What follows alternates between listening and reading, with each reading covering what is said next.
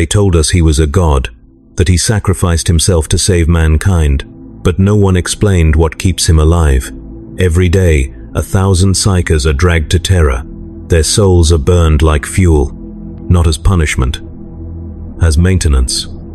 The Astronomicon only shines because people are screaming inside it. So I'll ask you this. If a god needs that much suffering just to survive, what does that make him? I learned the truth when I stopped thinking of him as a man. That was the first mistake we all made, or perhaps the last mercy we allowed ourselves. We called him the master of mankind, the god emperor, the anathema, and in doing so we gave him qualities that suggested presence, intention, perhaps even care. But those who worked closest to the machinery of his will knew better. We knew that what sustained the Imperium was not divinity in any comprehensible sense, but something far more terrible and far more necessary. I am Astropath Seneschal Callus Drain, and for 37 years I served within the psychic architecture that keeps our species alive. I maintained relays. I calibrated soul engines. I watched as human beings were rendered into signal, suffering converted to light. And I came to understand that the Emperor is not cruel because he chooses to be. He is cruel because cruelty, at the scale required to save 1 million worlds, becomes indistinguishable from function. This is not a confession, though it may sound like one. This is an accounting. The Basilica Luminis stands on Ophelia VII, a cathedral world where every stone has been consecrated and every breath carries the scent of burning incense. It rises from the planet's northern continent like a tooth of black iron and white marble, visible from orbit, a structure so vast that weather systems form in its upper spires. I was assigned there after my sanctioning, after the black ships had taken me from my birth world and I had survived the soul-binding ritual that left me half-blind and forever marked. The Basilica housed one of the tertiary nodes of the Astronomicon relay network, a fragment of the great psychic beacon that allowed our ships to navigate the warp. Without it, entire sectors would go dark. Without it, worlds would starve. Without it, the Imperium would fracture into 1 billion isolated kingdoms, each one waiting for the Xenos or the Heretic or simple entropy to finish what the Age of Strife began. I arrived during the Feast of the Emperor's Ascension, when the entire world turned its gaze toward Terra and 10,000 choirs sang in unison. The Basilica's halls were filled with pilgrims, their faces painted with devotional sigils, their voices raised in hymns that spoke of salvation and sacrifice. I walked among them and felt nothing. The soul binding had taken much from me, including the capacity for simple faith. What remained was clarity, cold and sharp, the ability to perceive the warp's tides without the comfort of misunderstanding what I saw. The other astropaths called it the hollow sight. I called it honesty. My quarters were deep within the Basilica's central spire, a small stone cell with a single window that looked out over the pilgrim roads. I could see them from there, the endless processions of the faithful, their bodies thin from fasting, their eyes bright with the kind of hope that only ignorance permits. They came to Ophelia VII to be closer to him, to feel the touch of his light, and they had no idea what that light cost. They had no idea that every prayer they offered was answered not by compassion but by a machine of such complexity and horror that even I, who worked within it, could barely comprehend its full scope. The first time I entered the relay chamber, I understood that I had been assigned to something beyond my training. The chamber was located 3 kilometers beneath the Basilica's foundation, carved into the planetary bedrock and lined with psychically reactive ceramite. It was cold there, always cold, the kind of cold that seeped into your bones and made you forget what warmth felt like. The walls were inscribed with wards so dense that they overlapped, each one a prayer, or a binding, or a scream rendered into high Gothic script. The air tasted of metal and ozone. The floor was smooth, black stone, polished by centuries of footsteps, and at the chamber's center stood the relay itself. It was not a machine in any conventional sense. It was a throne, or perhaps an altar, constructed from materials I could not identify. Psychically conductive alloys, bone fused with blessed silver, fragments of something that might have been stone or might have been petrified flesh. 7 cables extended from its base, each one as thick as a man's torso, descending into the floor and vanishing into the conduits that connected this place to the network beyond. The throne was occupied. It was always occupied. The relay could not function without a living conduit, a psyker powerful enough to channel the Astronomican's fragment and disciplined enough to endure the process without succumbing to madness or death. The woman seated there was named Selandria Vec. She had held the position for 11 years, longer than any of her predecessors. Her body was thin to the point of translucence, her skin stretched tight over bones that seemed too fragile to support her.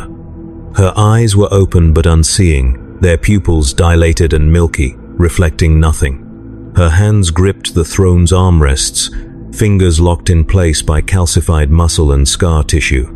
She was connected to the throne by neural interfaces that pierced her skull in 17 places, each one leaking a thin, clear fluid that never dried. She breathed, barely, her chest rising and falling in shallow intervals that suggested her body had forgotten how to stop. I stood before her and felt the weight of what I was seeing. This was the cost. This was what it meant to serve him. Selandria was not suffering because she had been punished. She was suffering because her suffering was necessary. The fragment of the Astronomican that she channeled required a living anchor, a mind capable of withstanding the psychic pressure of a billion souls screaming in unison. It required someone who could bear the Emperor's will without breaking, or at least without breaking quickly.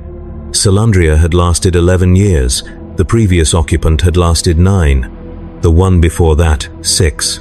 There was no rotation, no relief, no mercy. Once you were placed in the throne, you remained there until your body failed or your mind shattered, and then another psyker was selected, and the process began again. I was her replacement when the time came. I was her apprentice until then. The work was simple in theory. I monitored the relay's stability, adjusted the psychic dampeners when the signal fluctuated, and ensured that Selandria's vitals remained within acceptable parameters. Acceptable did not mean comfortable. It meant functional. Her heart rate was erratic, spiking and plummeting without pattern. Her brain activity showed constant theta wave suppression, indicating a state somewhere between deep meditation and coma. Her body temperature hovered at 34 degrees, low enough to slow cellular decay but not low enough to kill her. She was fed through an IV that delivered a nutrient solution designed to keep her alive without requiring digestion. She was hydrated the same way. Waste was removed through catheters. Her existence had been reduced to pure function, and that function was to burn. I asked my predecessor, an elderly astropath named Jorun Mal, how long Selandria was expected to last. He looked at me with his empty eye sockets, the black ships having taken his sight decades ago, and said that she would last as long as she was needed. I asked him what happened when she failed.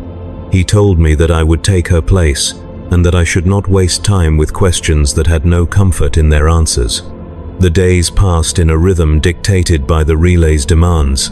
I woke each morning in my cell, descended to the relay chamber, and spent the next 16 hours monitoring equipment that I only barely understood. The Adeptus Mechanicus had designed the systems, and they spoke in binaric cant when they came to perform maintenance, their augmented voices clicking and whirring in patterns that excluded meaning from anyone not blessed by the Omnissiah. I learned to interpret their work through observation, watching as they adjusted flow regulators and recalibrated psychic resonance coils. I learned that the relay was not designed to be understood by human minds, but to function despite them. Selandria never spoke. I never expected her to. But sometimes, when the signal was particularly strong, her lips would move, forming words that had no sound. I leaned close once, trying to hear what she was saying, and I felt the temperature drop another degree. Her breath smelled like copper and ash. Her words, when I finally made them out, were not words at all but numbers, coordinates, sector designations, a litany of locations where the Astronomican's light was needed most. She was not speaking to me. She was not speaking to anyone. She was simply channeling, her mind no longer her own, her thoughts replaced by the signal she carried. I realized then that she was already dead in every way that mattered. The relay network extended across the segmentum obscurus, a web of nodes and substations that amplified and redirected the Astronomican's light. Each node required a living conduit, a psyker bound to a throne, their suffering converted into psychic stability. The network was not designed to be efficient, it was designed to be effective. The Emperor's light reached us from Terra, traveling through the warp in ways that defied conventional physics, and at each node it was received, filtered, and retransmitted by minds that burned themselves out in the process. The system was self-sustaining only because the black ships brought new psychers every year, enough to replace those who failed, enough to keep the light burning. I began to understand the scale of it. Thousands of nodes, tens of thousands of psychers, each one a Salandria, each one locked into a throne, each one converted from a living person into a component of a machine that stretched across the galaxy. And behind it all, at the source, on Terra itself, the Emperor sat upon the golden throne, sustained by the daily sacrifice of 1,000 psychers whose souls were fed into his dying body to keep him alive. 1,000 every day, 365,000 every year, for 10,000 years. The numbers were so vast that they lost meaning. But meaning was not required, function was. I stopped sleeping well. The dreams came, as they always do for those who work too close to the warp. I saw Salandria's face, her lips moving in that endless recitation of coordinates. I saw the throne, empty, waiting. I saw myself seated there, my hands locked in place, my mind erased. I woke in the dark and felt the basilica's weight pressing down on me, all that stone and faith and accumulated suffering. And I wondered if anyone else understood what we were doing here. I wondered if anyone cared.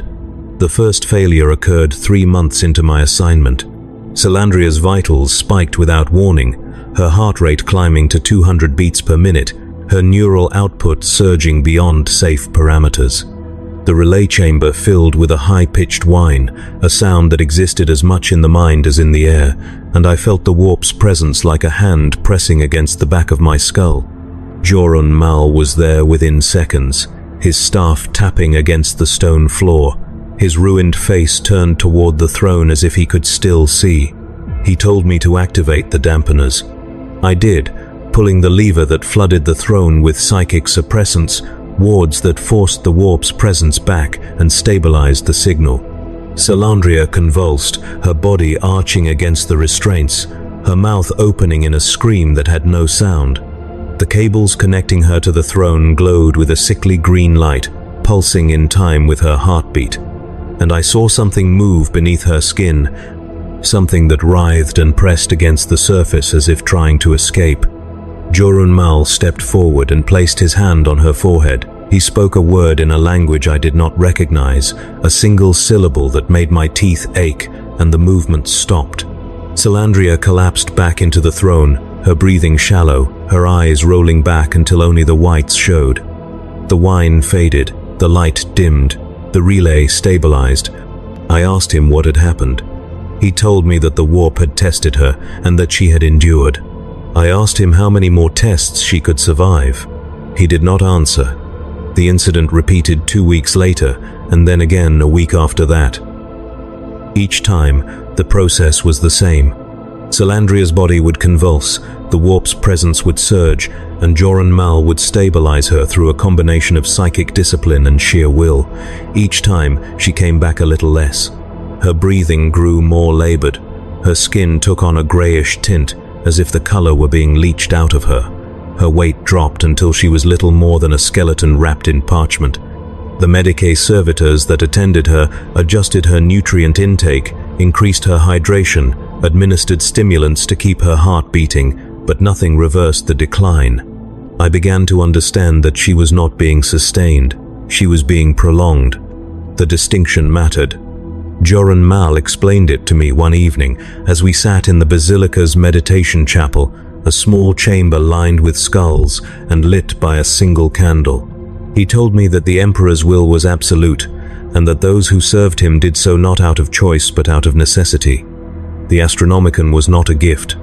It was a burden, and that burden required carriers. Salandria had been chosen because her psychic potential was strong enough to bear the load, and she would continue to bear it until her body failed.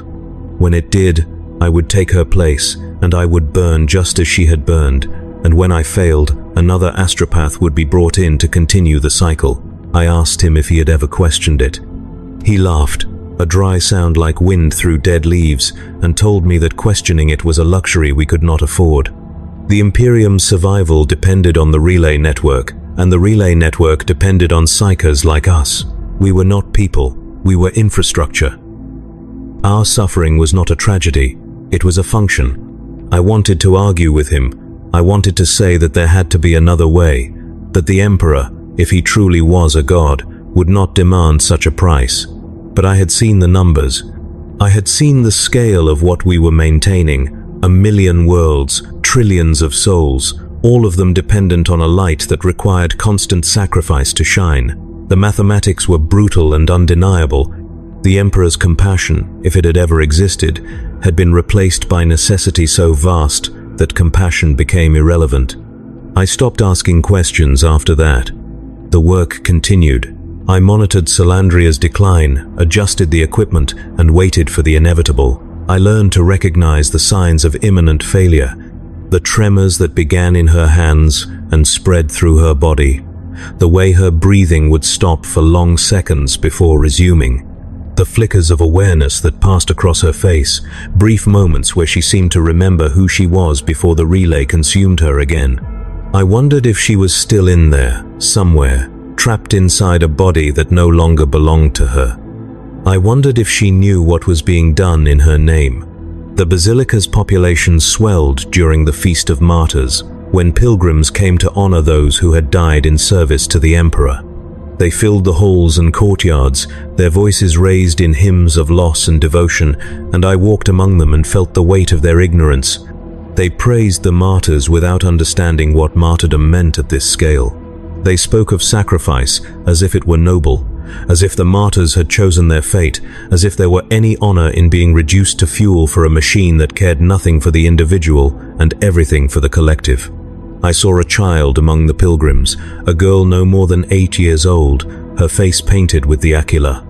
She held her mother's hand and stared up at the basilica's towering statues with wide, wondering eyes. She asked her mother if the Emperor loved them. Her mother said yes, of course he did. He loved all his children. I wanted to tell her the truth. I wanted to explain that the Emperor's love, if it existed, was so diffuse and impersonal that it could not be felt by any individual. He loved humanity in the abstract, the species as a concept, but he did not love her daughter. He could not. To love one person required the capacity to see them, and the Emperor had not seen individuals for 10,000 years. He saw only the mass, the aggregate, the billion souls, whose collective survival justified any atrocity committed in his name. But I said nothing. The child would learn the truth eventually, or she would die ignorant. Either way, it made no difference. Salandria died on the 263rd day of my assignment.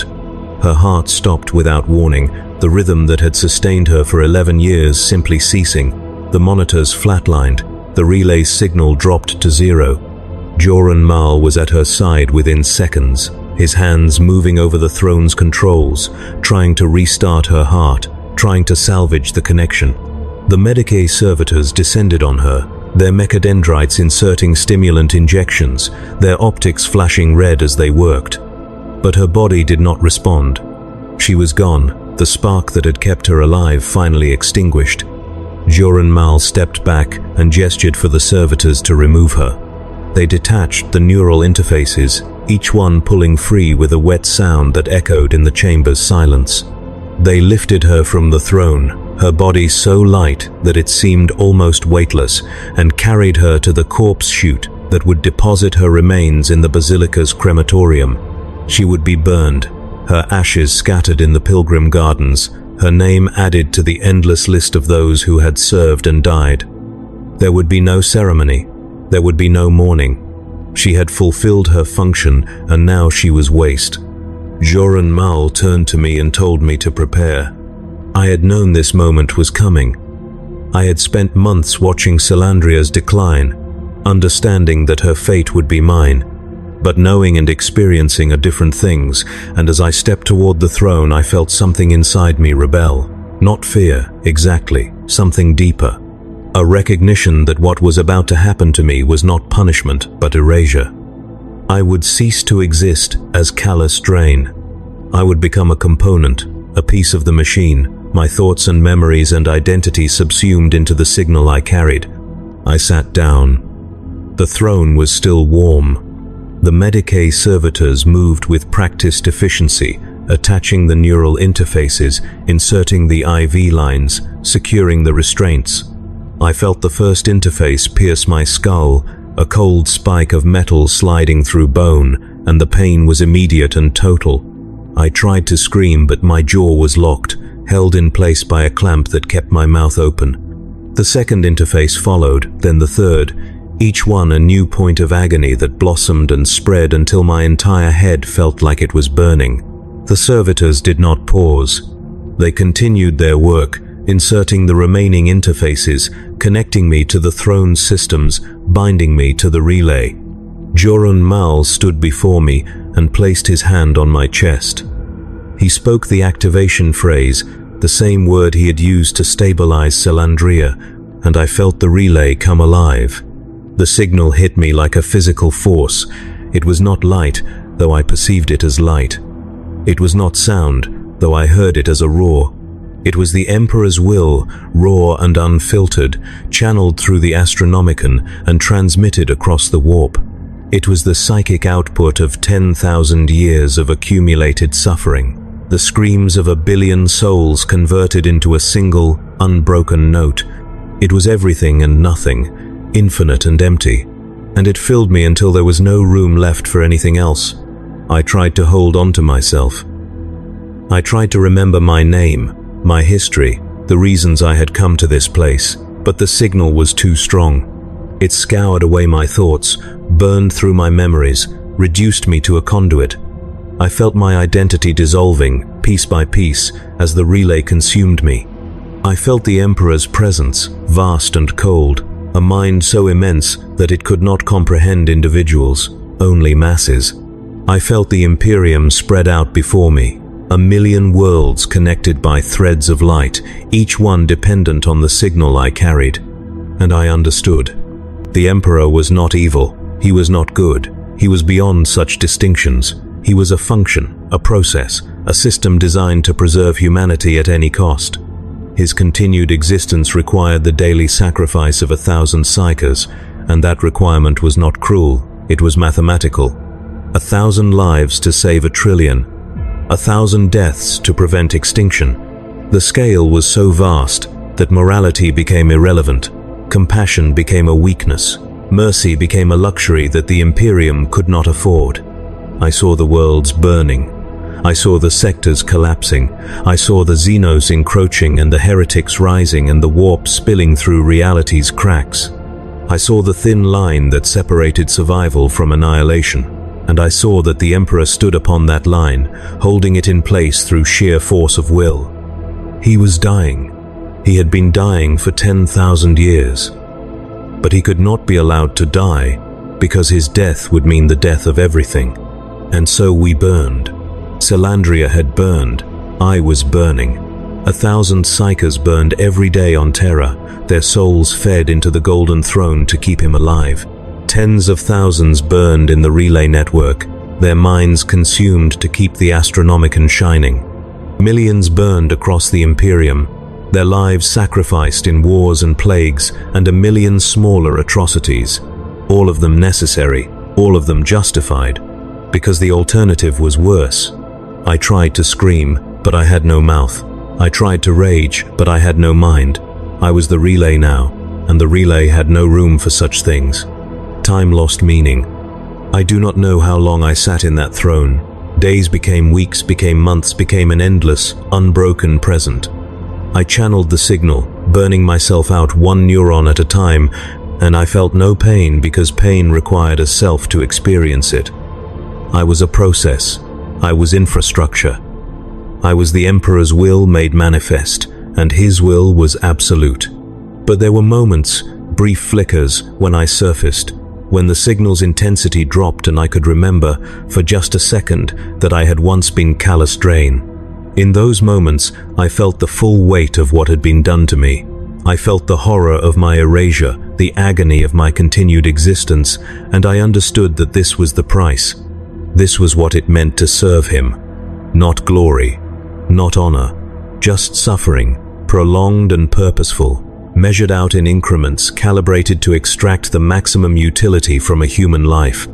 And I understood that this was true across the entire Imperium. Every soldier who died in the trenches, every worker who collapsed in the manufactorums, every child conscripted by the black ships, every sacrifice made in his name, all of them were components in a machine designed to preserve humanity, and that machine functioned without compassion because compassion would reduce its efficiency. The Emperor was not a man. He had not been a man for 10,000 years. He was a god engine, a psychic infrastructure, a system of suffering so vast and so necessary that questioning it was pointless. You could call it evil. You could call it monstrous. But those words only had meaning if there were an alternative. And there was no alternative. The Imperium survived because of him, and he survived because of us. And the cycle continued because the cycle had to continue. I saw a memory, unbidden, rising from the wreckage of my mind. I saw the child in the pilgrim garden, the one who had asked if the Emperor loved her. I wanted to answer her now. I wanted to tell her that yes, he loved her, but his love was not comfort. His love was the cold arithmetic of survival. He loved her enough to let her live, and he loved humanity enough to sacrifice her if necessary, and there was no contradiction in that, because love, at this scale, was indistinguishable from function. I would have wept if I still had the capacity for tears. The signal intensified. I felt it burn through the last remnants of my identity, and I knew that I was failing. My body was giving out, just as Salandria's had, just as every occupant of this throne had given out before me. The Medicae servitors would notice soon. They would adjust the stimulants, increase the nutrient flow, try to prolong me for another day, another week. But eventually, even that would not be enough, and they would remove me and place another psyker in the throne, and the cycle would continue. I hoped, in some distant part of myself that still remembered hope, that my replacement would understand what I had come to understand, that this was not cruelty, that this was necessity, that the Emperor's evil, if it could be called evil, was the same as a star's heat or a black hole's gravity.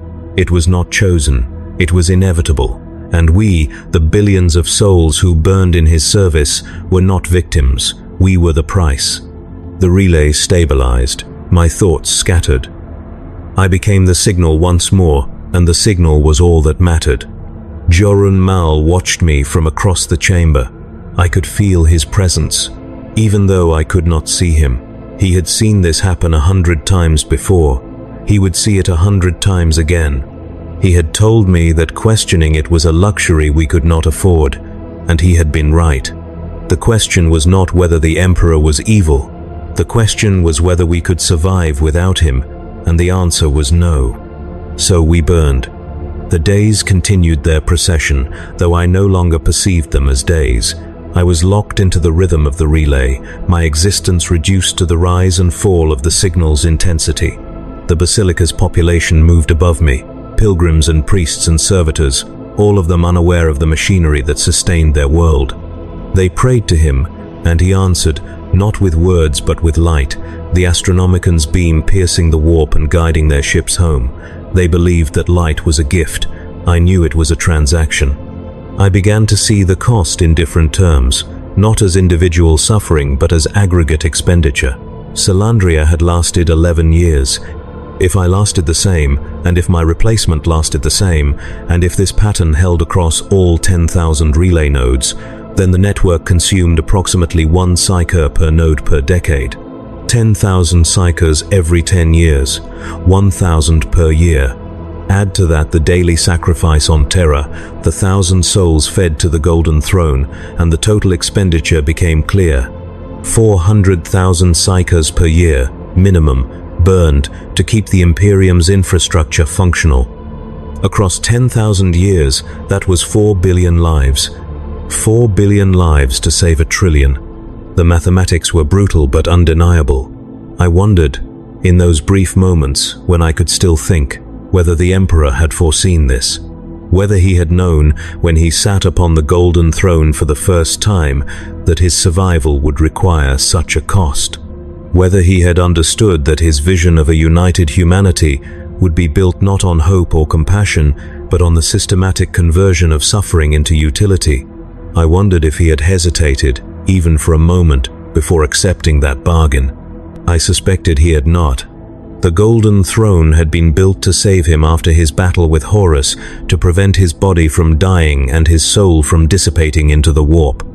But the throne was not a prison. It was a tool, and he had allowed himself to be bound to it because the alternative was extinction. He had chosen function over freedom, survival over dignity, and he had done so knowing that his choice would echo across 10 millennia.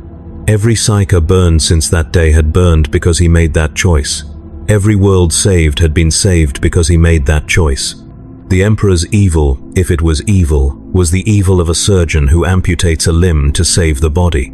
It was calculated, it was necessary, and it was absolute. I felt my body failing. The neural interfaces were degrading, leaking more fluid than before, and I could sense the servitors adjusting their protocols to compensate. They increased the nutrient solution's viscosity, added stimulants to keep my heart beating, recalibrated the dampeners to reduce the strain on my mind. But these were temporary measures. The throne was not designed to preserve its occupant. It was designed to extract everything they had and then discard them. I had perhaps weeks left, maybe days. The thought did not frighten me. Fear required a self, and I had almost none left. What remained of Calastrain was a ghost, a fading echo trapped in a machine that had no use for echoes. I was the relay. I was the signal. I was the Emperor's will, and his will was all that mattered. But then something changed. The signal dropped.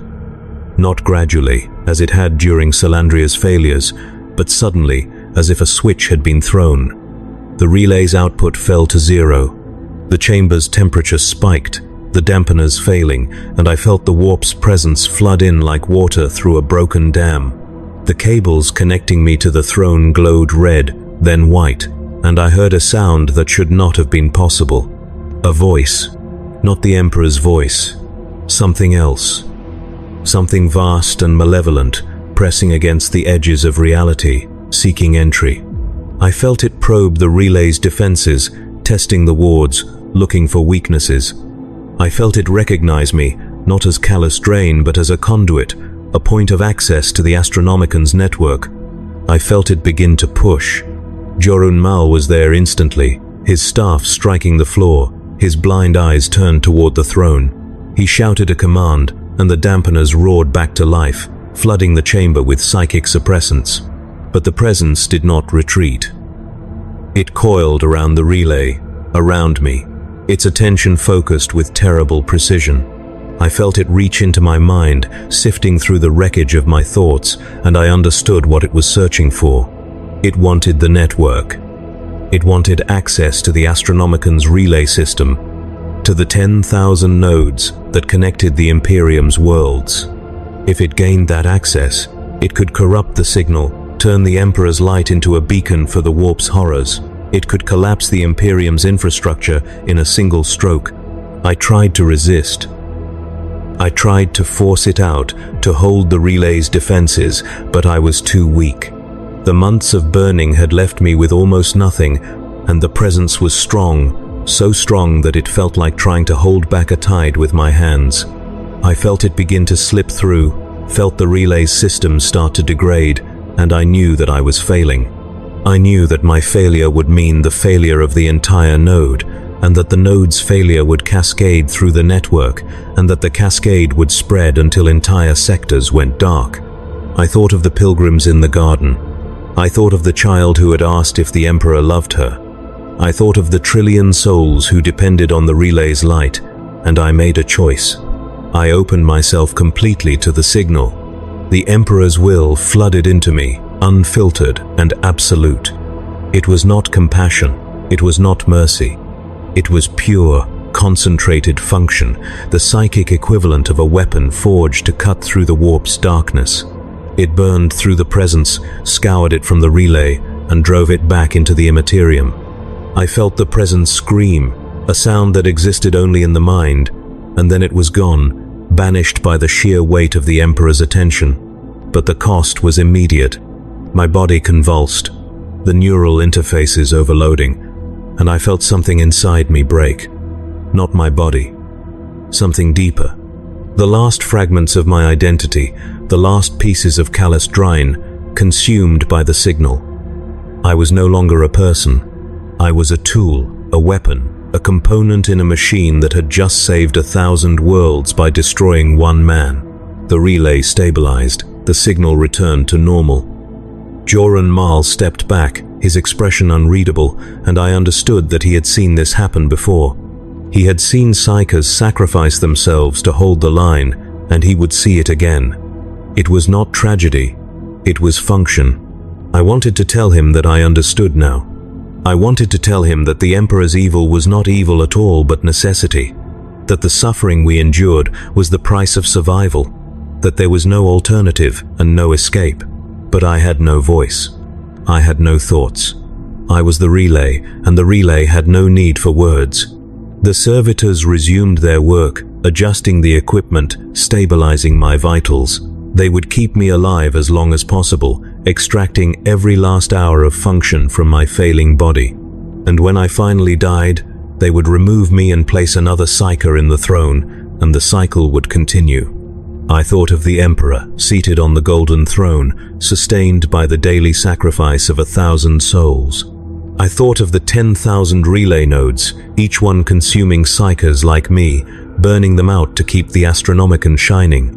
I thought of the trillion souls who depended on that light, who lived and died without ever knowing what it cost. And I understood that this was not a system designed by a monster. It was a system designed by someone who understood that survival, at this scale, required sacrifices so vast that they defied comprehension.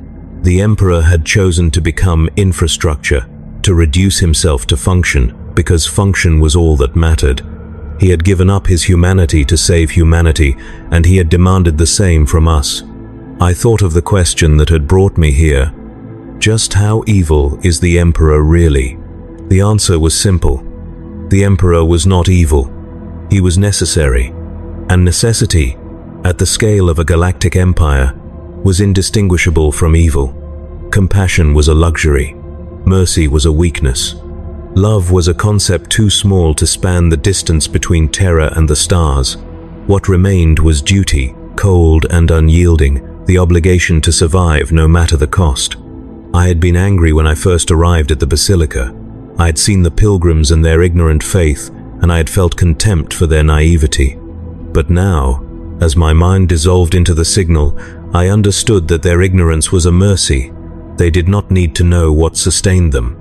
They did not need to see the machinery of suffering that kept their worlds alive. They needed only to believe, and belief was enough.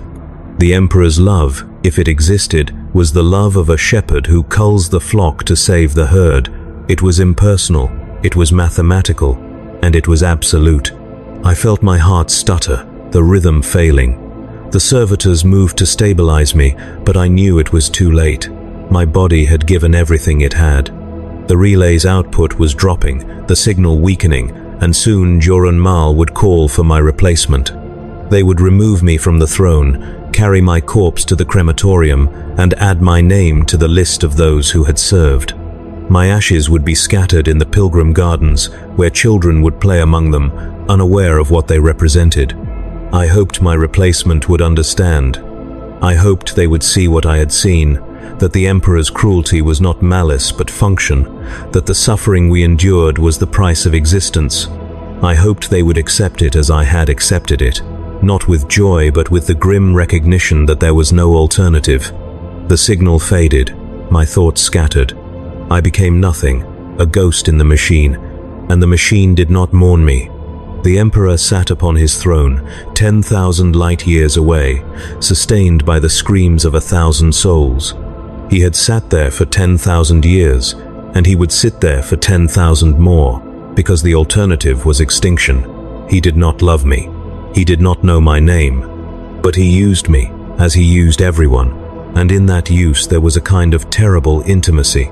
I had been part of his will, a fragment of his light, and for a brief moment I had understood the scale of what he carried. The Imperium survived because of him.